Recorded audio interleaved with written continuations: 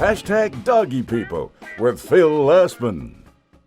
Hello, it's me, and welcome to Hashtag Doggy People, the show where I get to chat to people about life, love, and dogs. And this week, I've hit the doggy jackpot again. My guest is tall, handsome, talented, famous, and funky.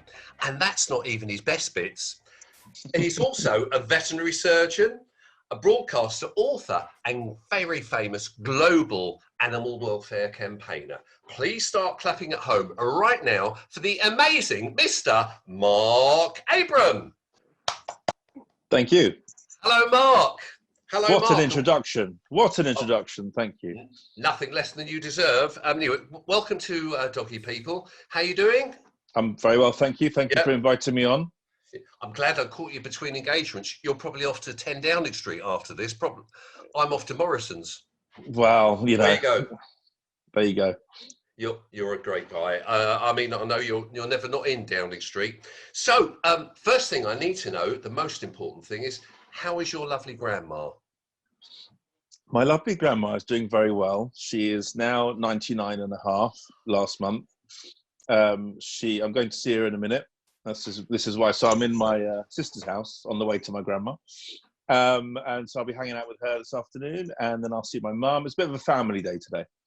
Yeah. So yeah, it's she's fantastic. She's already planning her 100th birthday party, which hopefully you will be joining us at as compere. That's right. You've already booked me for that gig. I have already booked you for that. One I do not want to miss, bless her. 100 years old. Absolutely awesome. So, I mean, it must be difficult because I know she's up here in London and you're based down in Brighton. How long have you actually lived in Brighton? About 20 years now. 20 years? Yeah, I was headhunted there by an emergency clinic that needed a vet for a weekend slot. And I just fell in love with the place. So I thought, right, I'm going to stay here. So that was about 20 years ago, yeah. Wow, long time. Mm-hmm. What's the very best thing about living in Brighton? Swimming in the sea, just hanging out on the beach, the sunsets, the South Downs, just everything about it, yeah. And before that, I lived in France. I did 3 snowboarding seasons living in France, and Brighton sort of vibe was very similar to a sort of ski resort vibe.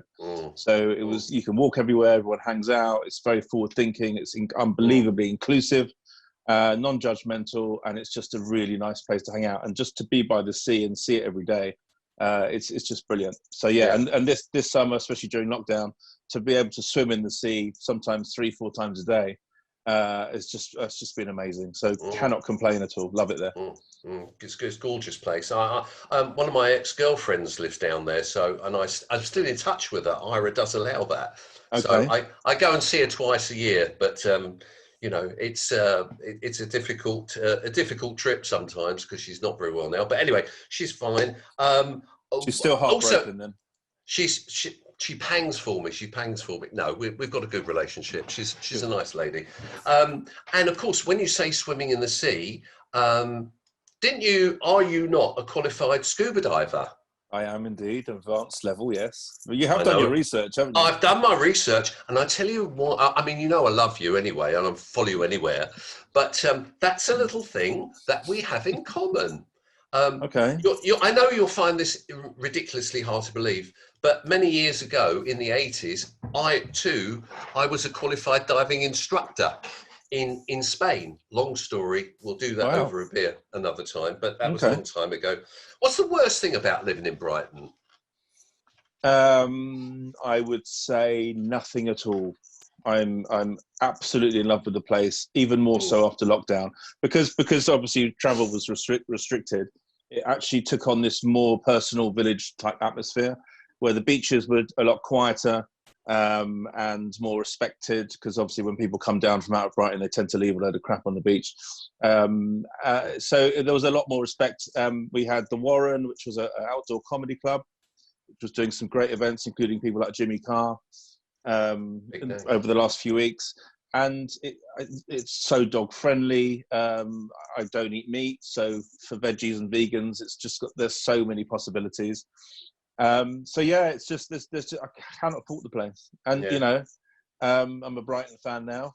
and even they're doing well. So yeah, I can't fault the place at all. So you wouldn't even consider coming back up the smoke up to London? No, I'm obsessed with the sea. And weirdly, I mean, obviously in the summer it's great for swimming and hanging out on the beach, but in the winter, the sunsets, the starling murmurations, the storms, it is the best place. Love it. Fantastic. Yeah. Anyway, so now we follow you all the time, especially on Twitter. Love the pictures about Brighton. Every dog lover in the world knows you as Marc the vet. And what I want to know is, what made you first decide to become one of those, a vet? So my mum reminds me, I was 3 years old and my pet tortoise Speedy had a maggot in its leg wound, and I took the maggot out with a twig in the garden, and the leg got better, the tortoise got better. And that was my first sort of taste of, let's say, improving animals' lives. My uncle was a vet, so I kind of knew that the profession existed. But it was that first taste of getting an animal better that sort of made me just want to be a vet. And then from then on, I just had to be a vet. So I studied, I did everything possible to get into vet school. I was a geek, a nerd, a square, but I had to be to get all the top grades and to get into vet school. So I didn't really have let's say, a normal childhood in terms of my teenage years being rebellious or going to parties. I was just studying all the time, inventing new homework, getting up at 3 a.m. to watch an Open University documentary about how ammonia was made. I just couldn't learn enough because I was so determined to get into vet school. But then when I got into uni, I kind of had my teenage years in my 20s. But yeah, it was all about getting into vet school. It was all about helping animals. It's all I ever wanted to do.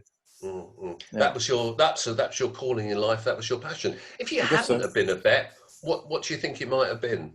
Well, I played a lot of tennis when I was younger and at county level, and it was at one point it was like professional tennis or vet, but it was always the animals that were going to win. If I hadn't got into vet school, I probably would have gone the children's surgeon route. I love explaining and I love drawing pictures for people, and I love the communication side of the job as well as the professional side of the job. So animals and children fairly similar in terms of having to explain stuff to owners, stroke parents. So that was probably in the second place, was a child surgeon, but I was very fortunate to become a vet. Never look back. What would you say is the absolutely top thing, the one thing that brings you so much joy about being a vet? I don't know. There's so many aspects to what I've done in the last 25 years of being a vet. I've done obviously first opinion work. I've been an emergency and trauma surgeon for 10 years.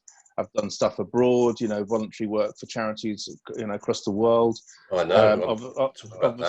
Obviously with campaigning. I've sourced the dog for the Prime Minister, rescue dog, changed the law in 3 countries. There's so many aspects of what's happened in the last few years that I still can't kind of get my head around because they all seem like someone else kind of did it. But yeah, I think one of the most proudest moments I've ever had is when we handed Dylan over, rescue dog Dylan, to the Prime Minister, and I asked him if he'd put a Lucy's Law rosette on, and he did. He said, absolutely no problem, and we had photos and stuff in the garden at number 10. And I think that moment was quite overwhelming, because as a grassroots campaigner who'd been fighting 10 years to get this law passed, for the Prime Minister to wear the rosette, that was a really moving moment. And I think when we had our Lucy's Law garden party in 2018, when they announced it, I made a speech, impromptu speech on the step of number 10, steps of number 10, which is only reserved usually for obviously prime ministers, and the security guards must have just looked at me and gone, "Oh, just let him do it." But that, I think, from a really shy, introverted kid to be speaking at the door of number 10 to a crowd of people in Downing Street, I find it's not like, it's just weird. It's just everything has been so strange. Yeah. Well, Marc, we're going to talk about that a little bit later on in the show. I mean, you've achieved so much in your career. I mean, my research took me about 3 months just to go through everything that you've done. And trust me, I've got everything down. I'm going to interview about everything. So the one thing about being a vet that brings you so much joy is the interaction with the people, that you're interaction with people, interaction with the animals, obviously, and again, you know, obviously, I love being a vet in this country, and I love being a vet, emergency vet at nights. I used to love all that stuff, all the clinical stuff, the cesareans and the gastric torsions and the road accidents.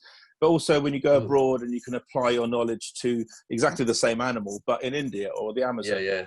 And you know, I even a charity that we both support, Animals Asia. I was able to take a blood sample and remove a tooth from a moon bear, you know, at Jill's sanctuary. So it's amazing how you can apply your skills around the world as well. Yeah, cool. What are the things that really upset you about being a vet? What's the worst? What's the downside about being a vet? Is it when you lose an animal, or? Yeah, I mean, it's when you have to put an animal to sleep. Yeah, nothing comes close to that sadness. It's ramped up a bit when the animals come in for something that it wasn't going to be put to sleep for, and you find a lump or something that's just can't be saved, and you have to break the news. And even worse than that is when it's the last living link between an old person and their deceased partner, and you have to break the news. So there's different levels of how bad it is. But it's one of the things, as an emergency and trauma surgeon, as a vet who's been practicing for years, you become, and it's horrible to say, you become good at it.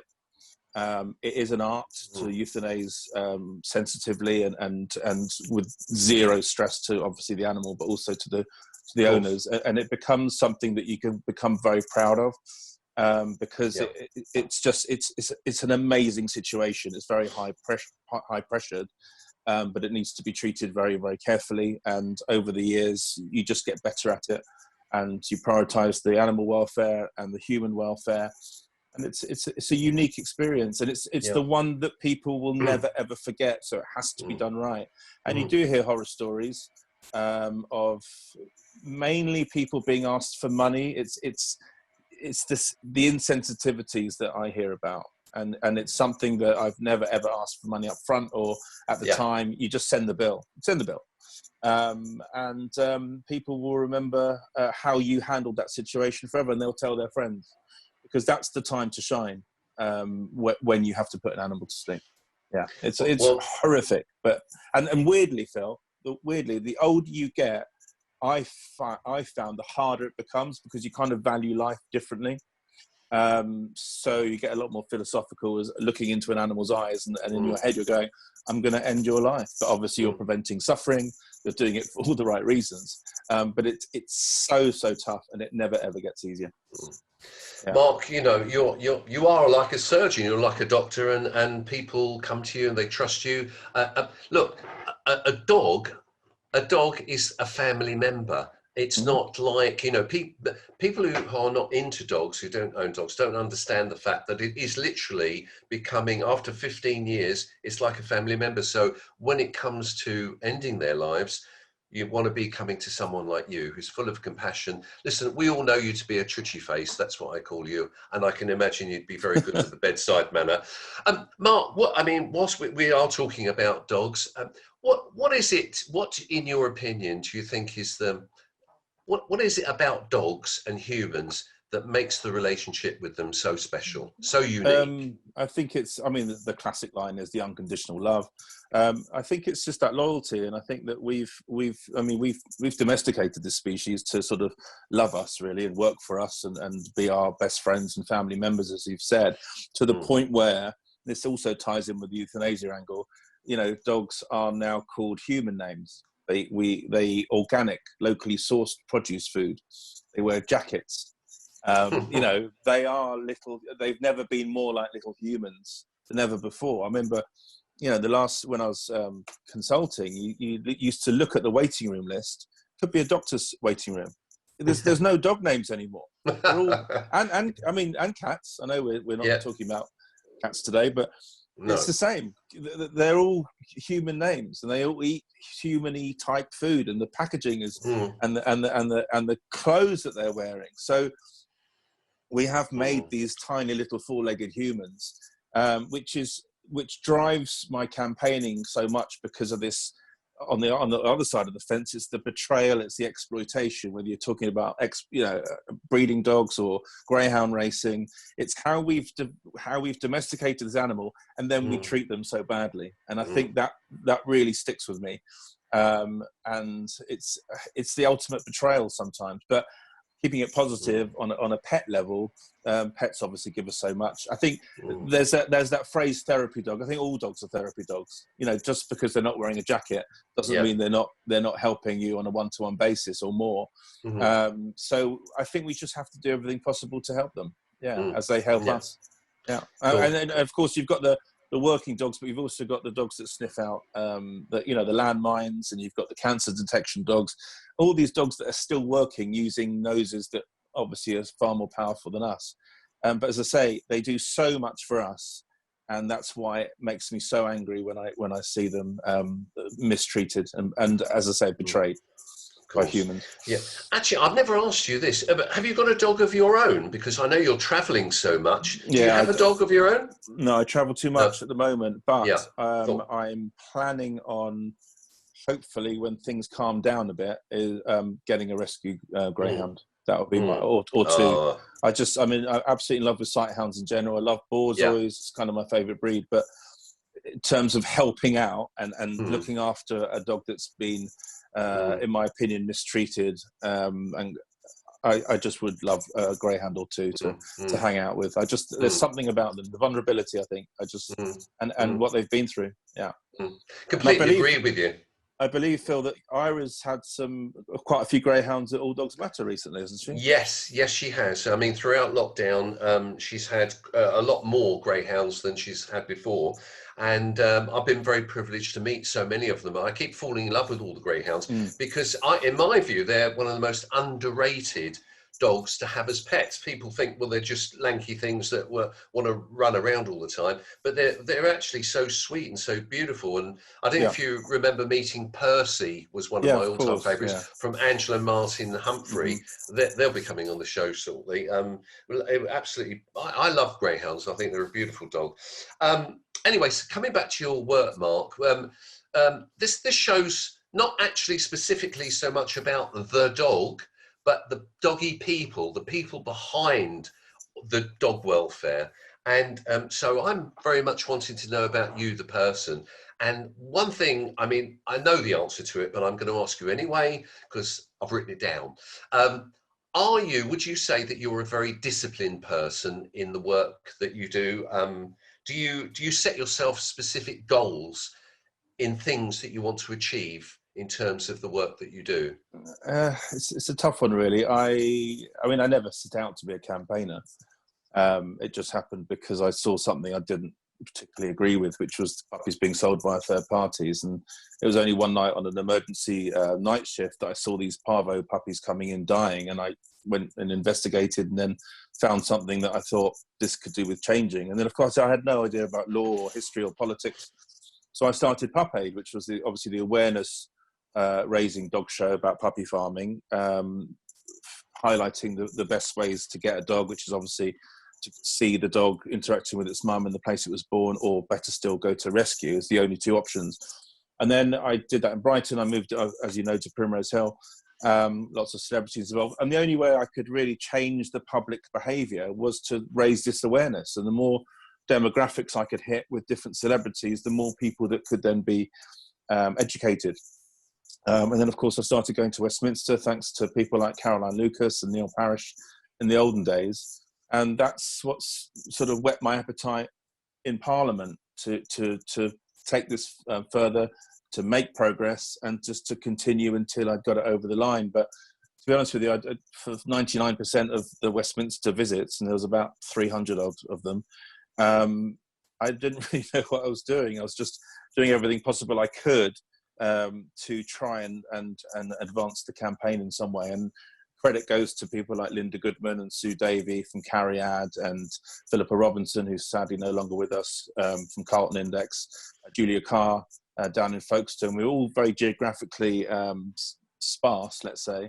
But for about 5-6 years, every night there was about 50 to 100 emails going backwards and forwards, trying to work out how we navigated the campaign. And in the end, obviously, you know, Lisa and Lucy, it's all in the book. But it was last throw of the dice to rename the campaign Lucy's Law when we were up against it. And you know, we got that through. So it's been an amazing few years. It in terms of certainly has. in terms of your question, I now get sent loads of stuff from other campaigns to help. And if I know the people and I respect the people and I think they're doing it in a good way, and obviously if I support what they're campaigning about, I'll do everything I can to help them. I haven't got that many resources, but I'll always do as much as I can to help people that I think are doing it in the right way. And there is a certain way of campaigning that MPs and parliamentarians and civil servants and DEFRA respond to. There's almost a language of campaigning, the e-petition, the drop-in, the meeting of the MPs, the hashtag. They're all tools that are all available to people. And if people are willing to listen to my advice, and I don't say that like, oh, look at me, I've done it and I've been through it all. I'm so happy to share it. But if they listen and they take it on board, I'm more than happy to help them. I've had situations where people have listened, done the opposite, and they've sabotaged their own campaigns. And then they can't work out why they're not making any progress. So listen to someone who's been through it. I'm more than happy to share what I've learned, because I've learned the hard way, but I can now share all my experiences with people, and they can make progress with their campaigning too. Well, I'll tell you something. If I was looking to do any sort of campaign, I'd be coming straight to you because... Would you? I mean, yes, because you're really famous now. I'll tell you, listen, over the years, you've gained that magical celebrity thingy. I mean, you've...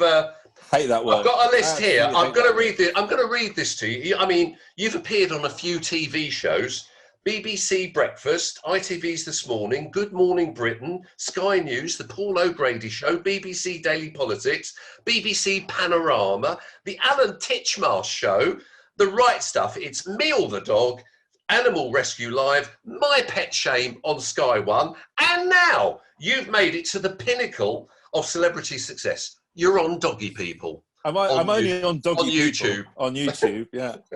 Yeah. Where can you possibly go from there, Mark? Listen, you're also you've touched on the subjects. I want to actually just hear a little bit about the fact that you're an author and you've written 2 books. This was before Lucy's Law. It was called Vet on Call and Pets in Need. Do you remember those? I do. Vet on Call was about my first year as a sort of an emergency vet. And Pets in Need was a children's version of that. A long time ago, nearly 15 years ago. Yeah. And now Lucy's Law, I wrote this time last year, 1st of October, I think. I started writing it, and it took 3 months to write the first draft. Yeah. Well, I'm going to talk to you about that a little bit later on. But you actually, it's very interesting what you just said, because you are like an emergency vet. They deploy you everywhere. I mean, I would say not only are you an author and a celebrity, but you're like the Thunderbirds of international dog rescue. You've put yourself up for numerous dangerous overseas animal welfare missions.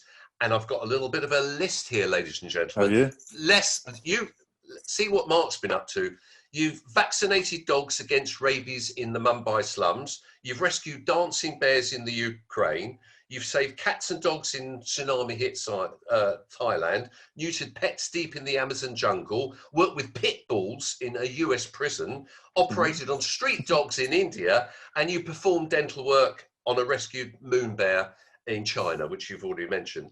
And in between flights, you set up the phenomenally celebrity dog thing, Pup Idol. That's what we did, Pup Idol. That's Pup your Aid, one, yeah. That's Ira's one, Pup Aid. Pup Idol, but you did Pup Aid, which we'll talk about a little bit more in a minute. Sure. But before we get on to that, I mean, you've travelled to all these places, you've done all these incredible things, you've saved so many animals. I want to hear your favourite overseas adventure story. What sticks in your mind the most from all these unbelievable trips that you've made? We want to know.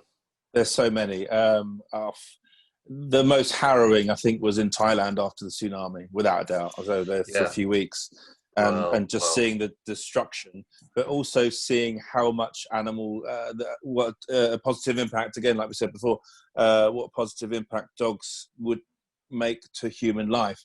And I remember going to a fishing village called Barnam Kem, which was just north of Khao Lak, which had thousands of people just wiped out. And because the animals they felt it before the humans did, they legged it. And of course, then they came back when all the destruction had happened.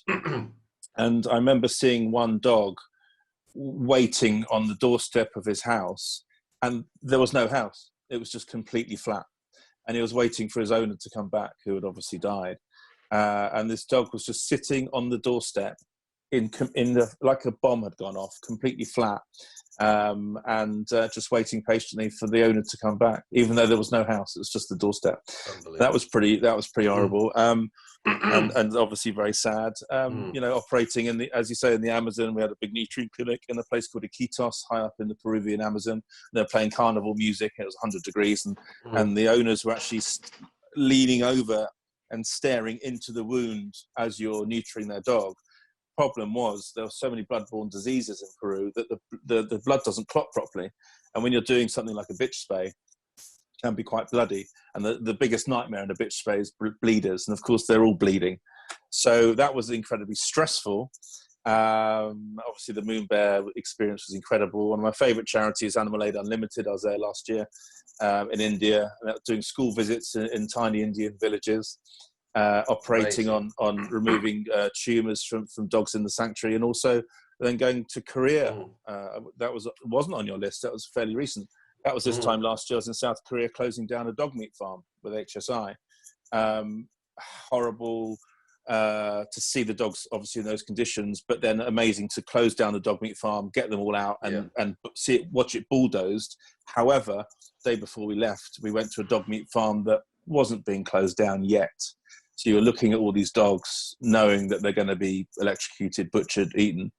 And they get so excited when you walk up to them because it's like a human. And then they think, am I going to be taken?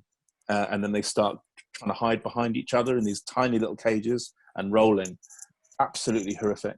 But you have to develop a default setting in your brain to cope with it, which is I'm here because I'm going to try and make the situation better. Sure. But it's bloody tough sometimes. Yeah, I can well understand that. I mean, it's an incredible life that you've had and seeing these things. As it happens, I just want to go back to Thailand just after the tsunami. I mean, just diversing slightly, but I mentioned to you that I qualified as a scuba diver. This was like back in the early 80s, and I did it with the Spanish Navy. And as you know, when you study to get your license, there was a particular that you have to nominate a subject that you need to learn and answer questions on. Well, this is what they did in the Spanish Navy. And my chosen subject in 1980 was tsunami.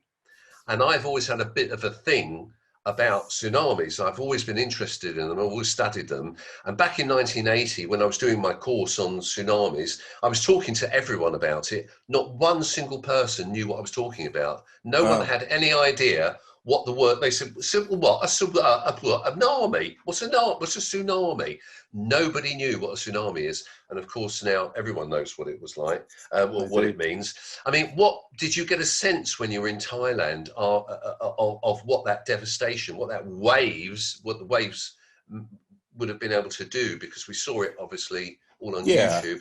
I mean, but are you saying most of the animals made an escape before? So we didn't lose as many animals there as possibly. No, we didn't lose animals. They felt the earthquake. They legged it into the hills. But the problem was when they came back, all the beach bars that had obviously fed them and restaurants had gone. Yeah. So they were kind of more interested in eating what was left in terms of bodies. So we were sort of instructed to round up the dogs, take them to the safe Buddhist temples, otherwise the police were going to shoot them. But in terms of witnessing the destruction, I mean, you couldn't miss it. It was, I remember, because I flew out there the day after, and I remember flying into Phuket, I think, from Bangkok, and just seeing so much stuff in the sea around the island. And then of course you're there for a few weeks, so you see piles of dead bodies, you see kids being buried, you see bodies in the sea. It's staggering. But the weird thing was, and of course you're doing something, you're helping because you're looking after the dogs, you're making sure they're safe, you're operating on a few that got caught up. But the weird thing is, it's seeing that, as I said before, how much dogs can give to humans, because all these communities were so badly hit. But as soon as a dog arrived, there was a focus of positivity. Again, therapy dog. I mean, boats in trees, and it doesn't become normalized. My point is, you become so used to seeing it everywhere you look. It was only when I got back to Brighton, it's that delayed shock, because you're looking out to sea, wondering why you can't see any bodies. You're looking at the buildings going, why are you still in one piece? And that's when it hits you. But when you're there in these situations, your mind is so busy by working and coping that it doesn't really affect you until you get out of it. It's really weird. No, I get it. I get it. I mean, people don't understand the tsunami. It's not a wave. It's actually the sea coming on land. Anyway, I mean, I'll talk about that a lot with you. Look, let's change the mood. We want to lighten it up a little bit. So I want to talk about Pup Aid. Pup Aid, I know, was one of your inventions. It was a fantastically successful. Lots of celebs, lots of glamour, lots of glitz, and of course, I know you had my very good friend, your good friend Simon Happily, doing your being your compere. Yeah. Should have had me. Well, I'm only joking. I love Simon. We couldn't afford you. Well, I would have paid you. Ira would have just gone, you're going to do it. That's it. Exactly. I think it was actually Ira that recommended him. Was it? Yeah, in the first place. Yeah, so that's a conversation that you guys need to have, not with me. No, we love Simon. So what is the state of play? Pup Aid is now finished, though. You're not doing that event. I mean, obviously, we can't do it during lockdown anyway, but... Yeah, absolutely. Well, Pup Aid was always part of the campaign to ban third-party sellers. Right. And it was really hard to organise. It started in Brighton. It was only really me and Bex doing it. And then we moved it to Primrose Hill. Obviously, it's a Royal Park. There's so much work that goes into it. It costs about 20 grand to put on as well. I mean, that was all obviously sponsorship, which is really hard to find, that sort of money. So it was always part of the campaign. And I always said to myself, if we do any more, it's really not part of the campaign. And the whole motive for doing it has changed. So I was happy to sort of draw a line under it. The best one was the last one, I think. Ricky came, and for me, having someone like Ricky there, as we both know, it just takes your event to another level. And the fact that he stayed and he had all these selfies with people's dogs, for me, it was magical, because obviously we're huge fans. And when Ricky embraces what we do, Ricky, it's one of the best feelings in the world. And he's obviously been a fantastic supporter, as have many people. So it was always part of the campaign. But there has been calls recently because there's involved with which is to ban the puppy imports. There's a part of me that thinks if we get that over the line, which hopefully we will next year, then maybe we'll have one big last celebration dog show. But it's certainly not confirmed. But I'm thinking, because I feel this ban, the puppy imports campaign, is still almost part of the same campaign. So maybe it's time for one big celebration to bring everyone together. But it's no way confirmed. It's going to be a lot of work. But it is now in my mind and sort of niggling away a little bit. Anyone can do it. If you've got the idea in your mind, I know you're going to pull it off. But if there's anything that I can never do to help you, just let me know. Now, look, Mark, you're also, you mentioned it before earlier, that you're also a teacher and you visit schools to talk about looking after animals and how to treat animals. And actually, I know that you've been invited to speak at your old, very posh, distinguished school, John Lyon School in Harrow. And as you know, I think I mentioned to you that both my sons were actually at the same school. Weird. A little bit later on. It's a very expensive school. They were there about 20 years ago. I'm still paying the fees off, but it was a great school. What sort of questions do you get asked by school children when you go in to talk to them about animals? What do they ask you? It depends. I do everything from different age groups, from sort of kindergarten right through to teenage. So obviously that determines what they ask. But I usually sort of just make it as interactive as possible. The younger kids will sort of say, have you ever treated a polar bear, etc. Insert exotic animal that appears in children's books here. Sometimes with the older kids, we can talk about euthanasia. We can talk about surgery. We can talk about sort of ethical decisions. So yeah, it depends on the age group, but I love it. I mean, I wouldn't call myself a teacher as such. I'm some bloke who turns up in blue pajamas at schools officially, and just makes them think about animals, animal welfare, and as I say, depending on the age of child or pupil, how far we go into ethical sort of arguments. But I love watching and listening to their minds work and come to the conclusions themselves, rather than me just standing at the front going and everyone just sort of falling asleep or looking at their phones. So interactive as possible, and just sometimes it's just setting that implanting that seed of conversation. That's, you know, eating animals. It's one of my favorite things to talk about, because everyone's got an opinion on it. And euthanasia as well. I think it's fascinating to talk about, you know, this whole, you know, ending life. Is it good? Is it bad? You know, should we do it for humans? I try and, when I do these school visits, I try and sort of say, this is what we do for pets, this is what we do for humans, and this is what we may do for wildlife. And you try and swap all those subjects around. So, you know, what happens if you don't brush a fox's teeth? Well, they fall out and they can't eat and they die.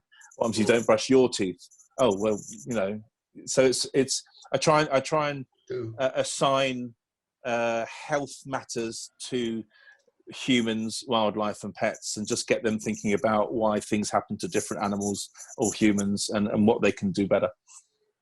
Does that make any sense? It's just like a think tank, really. No. It is. I mean, what I'm sitting here listening to you, and it's just staggering, the diversity of your career. I mean, it takes you to so many places. It involves you in so many things with so many different types of people and cultures. I mean, you know, it's really astounding. That's why I've done my research on you, and I've got so much to talk to you about. I mean, the lists are going on and on. So not when you're not in school talking to children about animals, you're a major broadcaster, of course, and you're on TV, social media, radio. What sort of social media, what sort of broadcasting do you enjoy the most? So I love radio. I mean, I've done so much stuff on telly, live TV, pre-recorded, obviously podcasts and social media. But I just love radio. I think you have to work harder, because obviously people can't see you. So you have to become almost even more energetic, and sort of, you find yourself, your hands and arms flying all over the place, even though no one can see you. But you're sort of working even harder to get your point across. And radio, you normally don't have as much time as on telly. So you're, again, trying to bullet point stuff and making sure, and I'm a big list person. So I'll have a list in front of me and I'm crossing them off and ticking stuff off and making sure that when I mean, this is the same for any interview. When I leave the set or leave the broadcast, I've kind of got everything I needed to do, needed to get out. So there's nothing worse than regretting you haven't said something. It's like, tell me about it. I know. I do it all the time. So I'm big on lists. I love radio, but any way of promoting animal welfare, let's say, and getting the word out, raising awareness. Paul O'Grady show, when I did that, I had no experience of media. Terrifying, absolutely terrifying. It was live to about 4 million people on Channel 4 at tea time, and didn't really know what I was doing in terms of TV. I'd done a stand-up comedy course because I'm obsessed with comedy, but also to learn how to perform, and that really helped on Paul O'Grady show. And also being with one of my comedy heroes, and I used to set him up, and he used to set me up for a joke, and used to get audience laughs, and it was a great feeling, as well as raising awareness and educating the public at the same time. So, yeah. It's not it's something I never ever planned to do, and I got into TV completely by chance. But I've embraced it, and I've enjoyed being out of my comfort zone and the challenges it brings. Well, you're very good at it, I've got to say.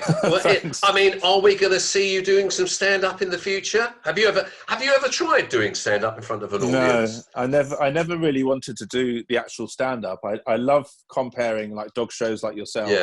And I loved the TV stuff, especially working with someone like Paul, but I never really wanted to do the stand-up. I always thought that when I'd written a set, I'd probably get bored of it immediately. I'd probably prefer the comparing side rather than like a 3 or 5 minute set. But you know, I've done many pet shows like yourself when you have your audience and you can make your jokes, because that's comparing rather than actually writing something and then sort of having to remember it and say it again and again and again. But no, it's the live stuff's fun. I do enjoy it. I like the improvisation more than having something that's planned, because again, it's out of your comfort zone. It pushes you. And I just think it sounds more raw and honest because it's literally just coming out fresh. Yeah. No, it's a complete buzz to get up in front of an audience. I mean, it is terrifying, and I mean, I've done a lot of it. You're so good at it, though. Phil. You're so good at it. Thank you so much. No, I try. I'm very trying. But I tell you something.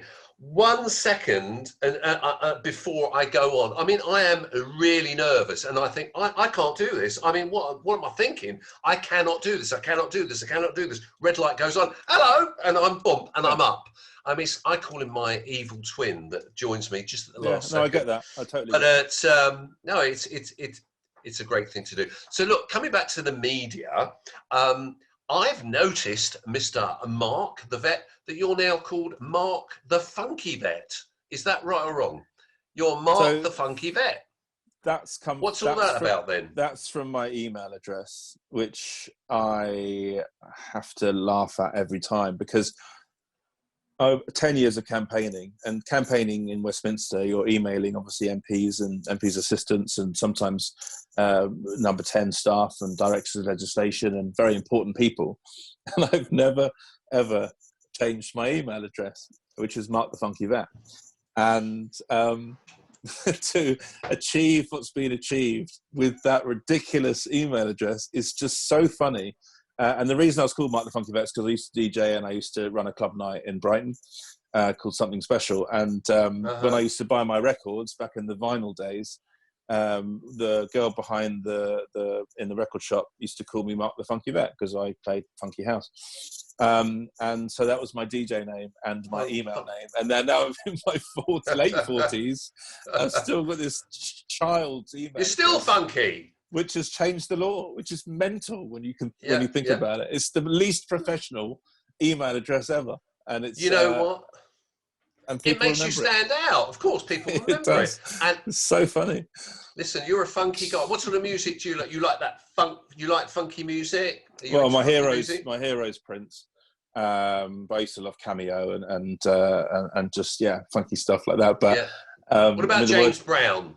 Of course. All that stuff. Yeah. Just amazing music. But I love all music. But yeah, when I was DJing, it was always sort of funky tribal house, a lot of percussion. That was my thing. And and I'll never ever forget it because of my email. Seriously, tell me, funky percussion is have you ever tried funky percussion? No, well, I'm very non-musical. My parents would tell you that when they used to hear me trying to play the cello when I was younger. But and this came from my time living in France. We used to play house music, and then someone was on saxophone, someone was on drums on the top of it. And it was just fantastic. So I kind of did that when I was in Brighton. We had these club nights and had live percussion, live saxophone on top of the music, and it was just a whole new level of funkiness. Those were the days. That's like 20 years ago now. Well, I tell you what, Marc, I'm a bit older than you. I'm 67, and you won't believe this, but about 45 years ago, I was a funky drummer. I am a drummer. I've had a 40-year layoff, and much to Ira's annoyance, I've taken up drumming again. Just before lockdown, I said, Ira, during lockdown, I'm going to pick up the sticks again. I'm going to relearn to play the drums, and I'm very into my funky stuff now. So watch out. I think everyone, you're going to see me and Marc on a stage coming to you soon, doing funky stuff. Funky stuff. I can't wait. Yeah, no, he's worried now. Nothing to be worried. We're going to be good. We'll be good. We'll get an audience.